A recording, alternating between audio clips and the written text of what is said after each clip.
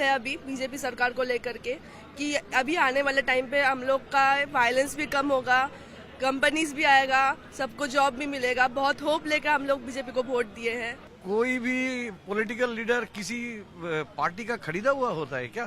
देखिए, ये आशा की किरण लोगों को दिखाई दे रही है।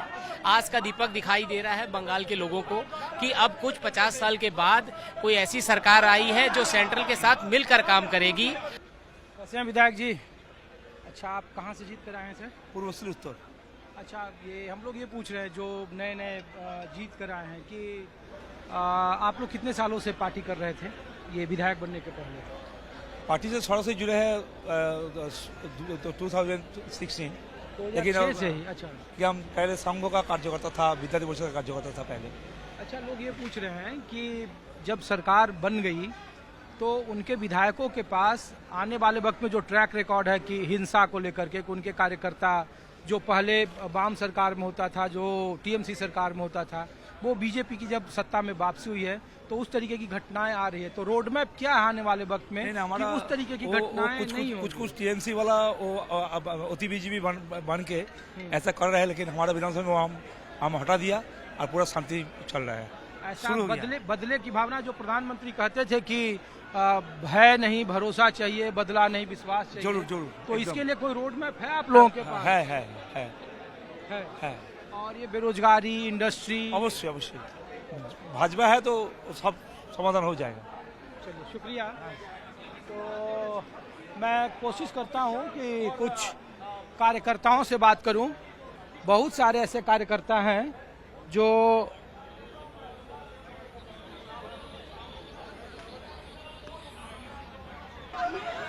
आप लोग कहाँ से हैं? हम लोग कोलकाता से ही है। किन्हीं के साथ हैं आप लोग? हाँ। ये बीजेपी पार्टी से जुड़े हो या किसी परिवार के साथ हैं? नहीं, पार्टी से नहीं है, नॉर्मल। आप सब लोग किन के साथ हैं? हम लोग सब एक साथ। हम लोग एक साथ हैं। हम ऑफिस से इधर आए हैं। अच्छा, हम बीजेपी को सपोर्ट करने के लिए आज एक न्यू सरकार बन रहा है तो उसको देखने के लिए पहली बार इसलिए आए हैं हम लोग।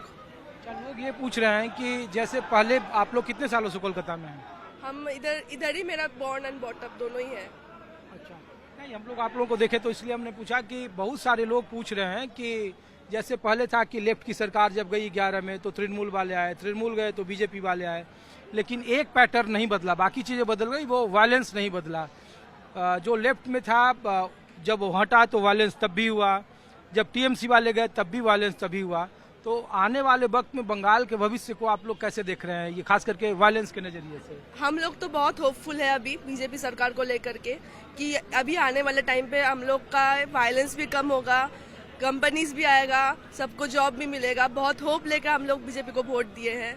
देखते हैं क्या होता है। अभी हम कैसे बता सकते हैं कि क्या होगा, लेकिन हाँ, उम्मीद है कि कम होगा। बदले हुए बंगाल में कम होगा ही, बदलाव। वायलेंस तो कम होगा, क्योंकि जैसे कि बताया गया जब टीएमसी सरकार आई थी लेफ्टिनेंट के टाइम पे, तो लेफ्टिनेंट का हर एक पार्टी ऑफिस पे कब्जा किया जा रहा था।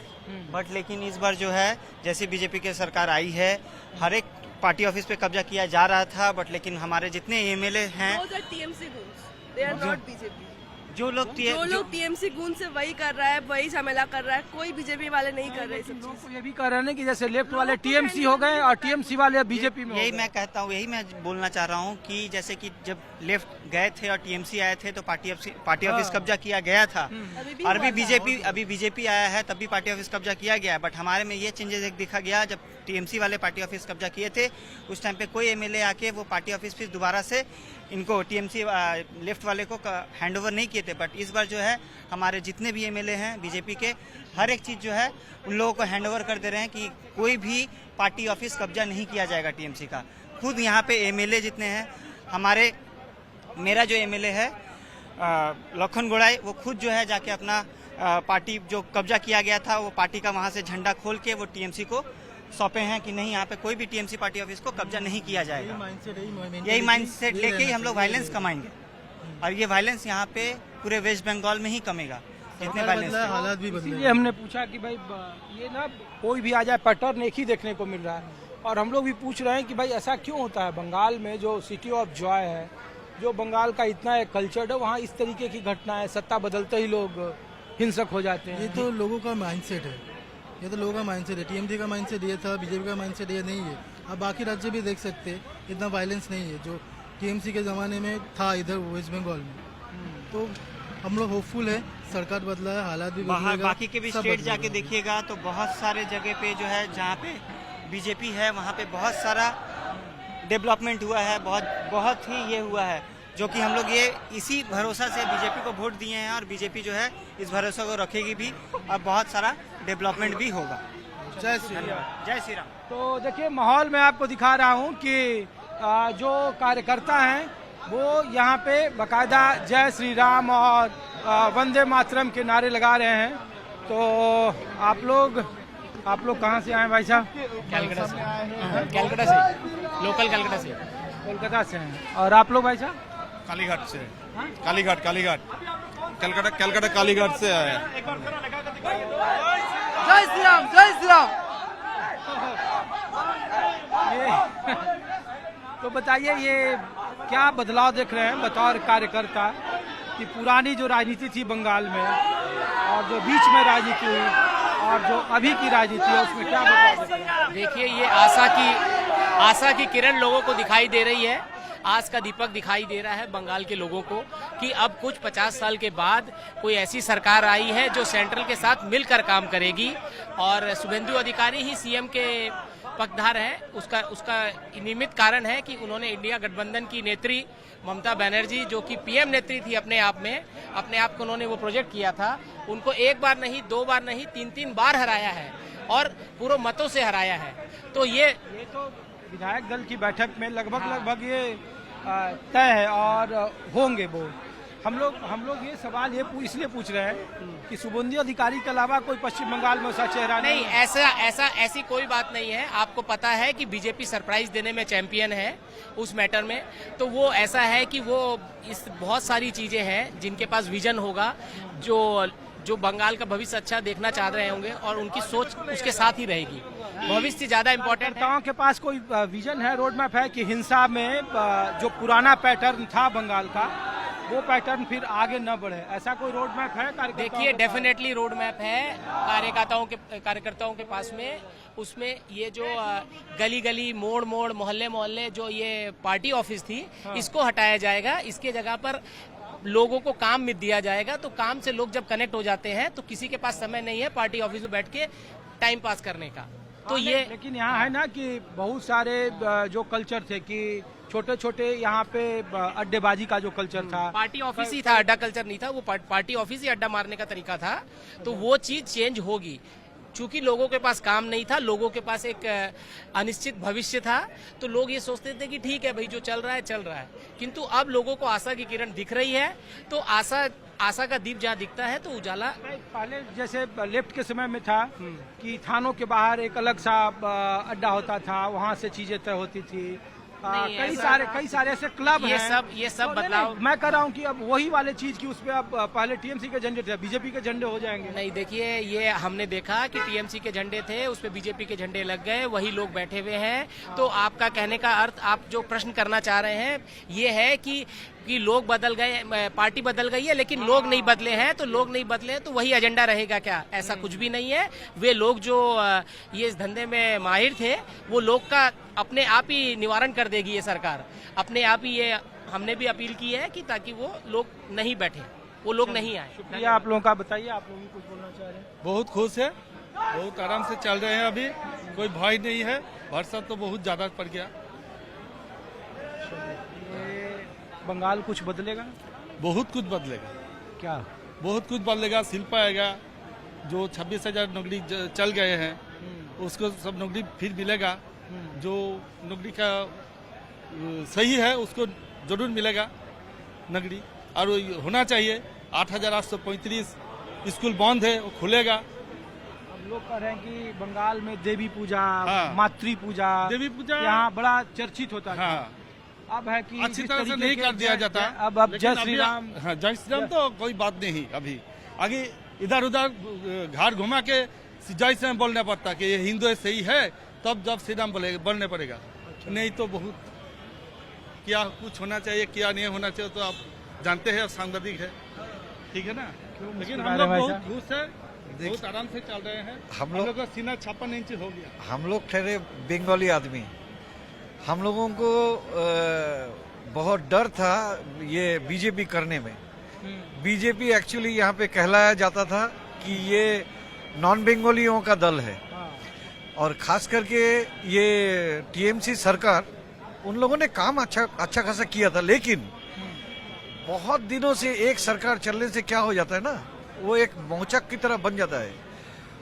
कुछ लोग का कमाई का रास्ता बन गया, बाकी सब बेकार के बैठे हुए हैं। इस बार इस कदर रिजल्ट हो जाएगा किसी को भी पता नहीं था। पब्लिक ने दिल खोल के वोट दे दिया, और देखिए 50 साल बाद वामफ्रंट का 34 साल, इधर ममता बनर्जी का 15 साल, करीबन 50 साल बाद केंद्रीय सरकार के साथ हमारा बंगाल का जुड़ा हुआ है। हाँ बिल्कुल, हम लोग भी देख रहे थे कि आज़ादी के बाद कहिए, मतलब 74 तक तो कांग्रेस ठीक, दिल्ली में भी, यहाँ भी तो ठीक रहा बंगाल, लेकिन 74 के बाद ये 50 साल बाद दिल्ली और बंगाल की दूरी लगभग कम गई, एक हो गई, नहीं तो वो रास्ते वो रास्ते। एक्चुअली क्या है, देखिए हम ठहरे, हमारा टाइटल है बनर्जी, हम तो ब्राह्मण हैं, हिंदू तो छोड़िए, हम ब्राह्मण हैं। बात वो आपने अभी भाई साहब से कर रहे थे ना कि देवी का पूजा वगैरह वगैरह, लोग ये कह रहे हैं, जो तृणमूल के समर्थक अभी भी हैं, और जो बंगाल के लोगों को, जो बंगाली अस्मिता के लोगों को लगता है, हम लोग भी जब घूमते थे तो कहते थे अरे बताओ, हमारे यहाँ तो हर घर में देवी की पूजा होता है, मातृ दिवस मनाया जाता है बांग्ला, जो 14 तारीख को, हम लोग तो सुबह रविंद्र गीत गाते हैं। अब ये लोग देखो, उत्तर भारत वाला लोग आ गया उधर से, और अब जय श्री राम जय श्री राम। देखिए हम आपको बता रहे, बंगाल का कल्चर, आप पूरा इंडिया में से बंगाल का कल्चर थोड़ा अलग किस्म का है। बंगाल में बहुत सारा चीजें जो है वो मनाया जाता है। अभी बंगाल का यहाँ का लीडर्स ही तो है कैबिनेट में, तो यहाँ का लीडर्स को तो पता है यहाँ का क्या कल्चर है, तो कल्चर में कोई भी चेंजेस आने का कोई गुंजाइश नहीं है। जैसे मछली लेकर जब घूमने लगे नहीं, ये सब देखिए, तो ममता बनर्जी कहा देखो ये देखिए वो सब कैसे कर रहा है वोट लेने के लिए। एक समय बोला जाता ना जुमलाबाजी वाला बात, ये उन लोगों का जुमलाबाजी वाला बात, पॉलिटिकल एनालिसिस है, वो कुछ नहीं है। अरे मछली खाने में कोई मना क्यों करेगा? आज शुभेंदु अधिकारी मछली नहीं खाते क्या? बोलिए तो। आते तो सब हैं, तो लेकिन जिस तरीके से प्रचार का एक तंत्र बनाया गया, तो इसीलिए मैंने ये सवाल पूछा, और लोगों ने कहा कि बताओ ये देवी पूजा और ये जय श्री राम, अब तो हम जहाँ जहाँ घूम रहे हैं ये सब जगह जय श्री राम, तो ऐसे हो गया जैसे ममता बनर्जी को बड़ा ये चुभता था, ये नाराज। कोशिश तो उन लोगों ने किया था, आपने तो देखा रिजल्ट क्या हुआ। पब्लिक समझा ये बात, पब्लिक को समझा पाया? एकदम कतई नहीं। यहाँ का जो शुभेंदु अधिकारी में वो दमखम है कि दमखम है, मतलब देखिए शुभेंदु, क्योंकि आप उनके सामने बड़ी चुनौती है ना, उनके सामने नहीं, ममता बनर्जी जैसा बड़ा व्यक्ति, नहीं मैं बता रहा हूँ, ज्योति बसु जैसा बड़ा व्यक्ति, बुद्धदेव भट्टाचार्य जैसा बड़ा, मैं बता रहा हूँ आपको। देखिए लड़ाई हर किसी ने किया है, बहुत बड़े बड़े लीडर्स हैं, लेकिन शुभेंदु अधिकारी ने जो काम कर दिया है जिस साहस से, वो काम किसी और ने कभी भी नहीं कर पाया दादा। ये बंगाल का लोग देखा है, इतना लीडर्स में से देखिए उन्होंने चुन के सिर्फ इन्हीं को निकाला था, और इन्होंने साबित कर दिया, आज पलटी करवा दिया है ना।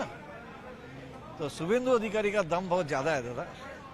चलिए शुक्रिया। हाँ, बहुत नाइस लीडर है, बहुत हिम्मतदार लीडर है, अभी भी यंग है, लेकिन लोग कहता है ना कि आयातित लीडर हैं वो भी, जैसे दूसरे तृणमूल कांग्रेस से वो भी आए, जैसे आसाम में हेमंता बिश्व शर्मा कांग्रेस से आए। ये जो पार्टी के भीतर, या जब हम लोग पूछते हैं उनके समर्थकों से, तो ये सवाल भी पूछते हैं कि इनके पास क्या, भारतीय जनता पार्टी के पास ऐसा कोई लीडर नहीं है। अच्छा आप एक बात बताइए, पॉलिटिक्स में कोई भी पॉलिटिकल लीडर किसी पार्टी का खरीदा हुआ होता है क्या? उनका जब तक ये इस पार्टी का सब कुछ अच्छा लग रहा है तब तक वो इस पार्टी में है, जब अच्छा नहीं लग, उन्होंने भी तो टीएमसी से उधर चला गया था, लोगों ने तो बहुत कुछ बोला उल्टा पुल्टा, लेकिन उन्होंने जब देखा कि ममता बनर्जी खुद कांग्रेस में थी, कांग्रेस छोड़कर नई पार्टी बनाई, हाँ तो नया पार्टी बनाई नहीं। और शुभेंदु अधिकारी जी वो जब तृणमूल में था पूरा कस के काम किया, तृणमूल का आने में उनका बहुत हिम्मत था, वो भी बहुत कुछ किया, तृणमूल जब पावर में आया था बहुत कुछ किया था, लेकिन जब अभिषेक बनर्जी को जब आफ्टर ममता बनर्जी जब अभिषेक बनर्जी को सेकंड मैन करवा दिया गया, वो बात उनको सहन नहीं हुआ। एक्चुअल बात यही है, वो सहन नहीं कर पाए, उन्होंने चैलेंज ले लिया। लोगों ने तो बहुत वो लोग तो बहुत उल्टा पुल्टा बोला है, चोरी किया है, वॉशिंग मशीन वगैरह वगैरह बोला है, लेकिन हम लोगों को पता है वो बात नहीं था। वो बहुत ही हिम्मतदार आदमी है और वो उसने अपना हिम्मत साबित कर दिया है दादा। शुक्रिया आपका। अपना हिम्मत साबित कर दिया। हाँ जी। तो ये कार्यकर्ताओं की अपने मन की बात है। और जो लोग कहते थे कि पश्चिम बंगाल में कैडर बेस पार्टी में भारतीय जनता पार्टी बहुत पिछड़ी हुई है, सत्ता में आने के बाद उनके कैडर, उनकी समझदारी, उनके तर्कों को आप खुद देखिए। और ये विधायक दल की बैठक के बाहर का मैं माहौल आपको दिखा रहा हूँ और उसके बाद मैं आपको तस्वीर दिखाऊंगा। सब लोग इंतजार कर रहे हैं पश्चिम बंगाल में बदलाव का नया सवेरा। क्या शुभेंदु अधिकारी वो सपना पूरा कर पाएंगे, क्योंकि उनके सामने भारी व्यक्तित्व की चुनौती है। ज्योति बसु का शासनकाल, बुद्धदेव भट्टाचार्य का शासनकाल, ममता बनर्जी का ममता मॉडल का 15 साल और अब पश्चिम बंगाल में शुभेंदु मॉडल। कितना पास, कितना फेल, कितना बदलाव हुआ है और कितना बदलाव कर पाने में वो कामयाब होंगे,